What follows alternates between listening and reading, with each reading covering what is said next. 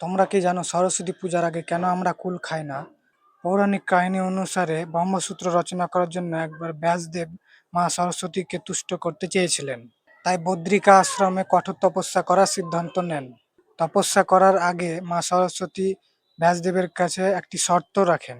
দেবী সরস্বতী ব্যাসদেবের তপস্যার স্থানে একটি কুলের বীজ রেখে যান। তিনি নির্দেশ করেন ব্যাসদেবকে ততক্ষণ তপস্যা করতে হবে যতক্ষণ না সেই বীজ থেকে বড় গাছ হবে এবং সেই গাছে ফল ধরে তা পেকে ব্যাসদেবের মাথায় পড়বে।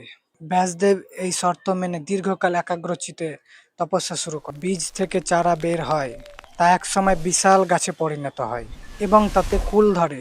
অবশেষে একটি কুল পেকে ব্যাসদেবের মাথায় পড়ে।